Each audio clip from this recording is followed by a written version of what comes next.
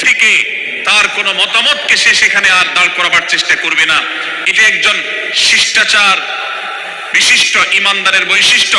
কোরআন এই শিক্ষা আমাদেরকে দিয়েছে। ভাইরা আমার, এই শিক্ষাকে ধারণ করে আমরা যারা নিজেদেরকে মুসলমান দাবি করছি, আমাদের সম্মানীয় যারা আছেন, আল্লাহকে যেরকম আমরা সম্মান করি, আল্লাহ রাসূলকে যেরকম সম্মান করি, ঠিক একইভাবে আমাদেরকে যে সমস্ত মানুষগুলোকে সম্মান করার নির্দেশ করা হয়েছে, ওলামা একরাম রয়েছেন, আমাদের বাবা মা, বয়সে বড়, শিক্ষিত, এবং যারা আমাদের শিক্ষক বৃন্দ আছেন, এভাবে যারা আমাদের সম্মানের পাত্র আছেন, সে মানুষগুলোর সামনে আগ বেড়ে যেন কোনো কিছু না করি। সে আগ বাড়াটা কথার ক্ষেত্রে হতে পারে, চলার ক্ষেত্রে হতে পারে, আচরণের ক্ষেত্রে হতে পারে।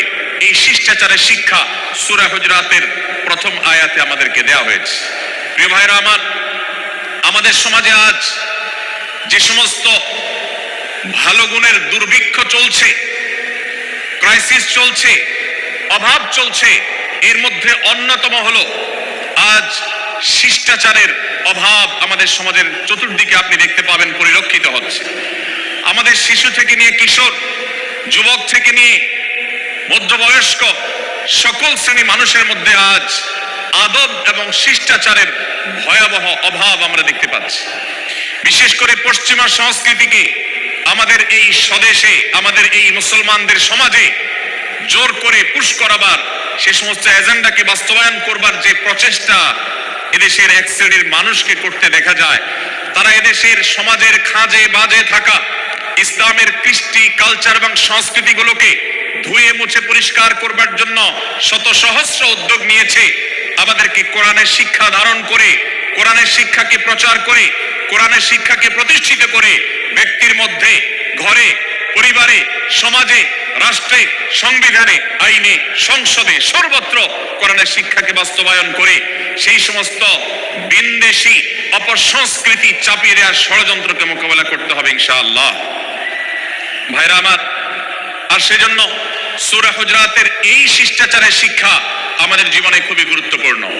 আমরা যখনই কোনো সম্মানীয় ব্যক্তির কাছে আমরা থাকব, তাদের কথার উপরে কথা বলা, তাদের সাথে তর্ক করা, তাদের সামনে আগ বেড়ে কথা বলা, এমনকি তারা যখন চলবেন তাদের সামনে সামনে হাঁটা, এই সবগুলো কোরআনের এই শিষ্টাচারের যে শিক্ষা আছে এর পরিপন্থী। নবী সাল্লাল্লাহু আলাইহি সাল্লামের সময়কার একটি ঘটনা, এক ব্যক্তি তার বাবার সাথে হেঁটে যাচ্ছিলেন, বোঝা যাচ্ছিল না যে তাদের মধ্যে বাবাকে সন্তানকে। অনেক সময় বাপ সন্তানের বাহ্যিক ভাবে দেখে বোঝা যায় না, এরকম কোন কোন ক্ষেত্রে হয়। জিজ্ঞেস করা হলো তাদেরকে, তোমাদের মধ্যে বাবাকে সন্তানকে? বলা হলো যে অমুক বাবা, অমুক সন্তান। তখন নির্দেশনা দেওয়া হলো যে সন্তান তার হাঁটা এবং চলার মধ্য দিয়ে এই বিনয়ের প্রকাশ ঘটাতে হবে, আনুগত্যের প্রকাশ ঘটাতে হবে, সম্মান এবং শ্রদ্ধার প্রদর্শন করতে হবে, যার মধ্য দিয়ে বোঝা যায় যে কে সন্তান আর কে বাবা, এর জন্য জিজ্ঞেস করতে না হয়। আজ আমাদের যারা তরুণ আছি, আমরা যুবক আছি, আমরা অনেকেই পশ্চিমা সংস্কৃতি দ্বারা প্রভাবিত হয়ে আমরা শিষ্টাচারের এই গণ্ডি এবং সীমানা পার হয়ে চলে গেছি। কোরআন আমাদেরকে শিষ্টাচারের শিক্ষা দিচ্ছে যে আমরা সিনিয়রদের সামনে বিনয়ের সাথে আচরণ করব, তাদের সামনে সামনে চলা থেকে বিরত থাকব, যথাসম্ভব তাদেরকে অনুসরণ করার চেষ্টা করব, তাদের সাথে কথা হবে, তাদের আগ বেড়ে কথা হবে না, তাদের কোনো জিজ্ঞাসা থাকলে সেটার উত্তর হবে বিনয়ের সাথে। এই শিষ্টাচারের শিক্ষা আমাদেরকে দেওয়া হয়েছে।